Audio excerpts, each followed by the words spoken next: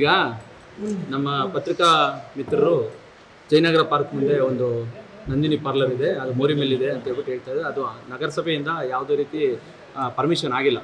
But ಅಲ್ಲಿ ಏನಂತ ಹೇಳಿದ್ರೆ ಬಾಡಿಯಲ್ಲಿ ಒಂದು ರೆಸೊಲ್ಯೂಷನ್ ಆಗಿದೆ, ಈ ರೀತಿ ಬಡವರು ಇರೋದ್ರಿಂದ ಅವರಿಗೆ ನಗರಸಭೆ ವತಿಯಿಂದ ಒಂದು ಪಾರ್ಕ್ ಮುಂದೆ ಜಾಗ ಇದ್ದಲ್ಲಿ ಕಾನೂನು ಪ್ರಕಾರ ಕ್ರಮ ವಹಿಸಿ ಅವರಿಗೆ ಒಂದು ಪಾರ್ಲರ್ ಕೊಡಿ ಅಂತ ಹೇಳ್ಬಿಟ್ಟು ಅದು ಪ್ರಪೋಸಲ್ ಆಗಿದೆ, ರೆಸೊಲ್ಯೂಷನ್ ಆಗಿದೆ ಅಷ್ಟೇ ಹೊರತು ಅಲ್ಲಿ ನಗರಸಭೆ ವತಿಯಿಂದ ಇನ್ನೂ ಯಾವುದೇ ರೀತಿ ಪರ್ಮಿಷನ್ ಅದು ಇಲ್ಲ. ಅದು ಅಧ್ಯಕ್ಷರು ಮತ್ತು ನಾವು ಒಂದ್ಸತಿ ಸ್ಪಾಟ್ ಇನ್ಸ್ಪೆಕ್ಷನ್ ಮಾಡಿಬಿಟ್ಟು ಏನಿದೆ ಅಂತ ಹೇಳ್ಬಿಟ್ಟು ಕ್ರಮ ವಹಿಸ್ತೀವಿ. ಇಲ್ಲ, ಒಂದು ಸ್ಪಾಟ್ ಇನ್ಸ್ಪೆಕ್ಷನ್ ಮಾಡಿ ಆಮೇಲೆ ಕ್ರಮ ವಹಿಸ್ತೀವಿ. ಇಲ್ಲ, ನಾನು ಅಲ್ಲಿ ಆ ಸ್ಪಾಟಿಗೆ ನಾನು ಹೋಗಿಲ್ಲ. ಅವತ್ತು ಸಿಟಿ ರೌಂಡ್ಸಲ್ಲಿ ಇದ್ವಿ. ಅವತ್ತು ಸಾಹೇಬ್ರು ಹೇಳಿದ್ರು, ಅವತ್ತು ಅಲ್ಲಿಗೆ ಹೆಲ್ತ್ ಇನ್ಸ್ಪೆಕ್ಟರ್ ನಾವು ಕಳಿಸಿದ್ವಿ. ನಾವು ಸ್ಪಾಟ್ಗೆ ಹೋಗಿಲ್ಲ, ನಾನು ಮೇಡಮ್ ಸ್ಪಾಟ್ಗೆ ಹೋಗ್ತೀವಿ. ಹೋಗ್ಬಿಟ್ಟು ಅಲ್ಲಿ ಏನಿದೆ ನೋಡ್ಬಿಟ್ಟು ಆಕ್ಷನ್. ನಾನು 2 ಕಡೆ ಚಾರ್ಜ್ ಇದ್ದೀನಿ, ಒಂದು ಕಡೆ ಇಲ್ಲ. ಕಾಯಂ ಪೌರಾಯುಕ್ತ ಅಲ್ಲ.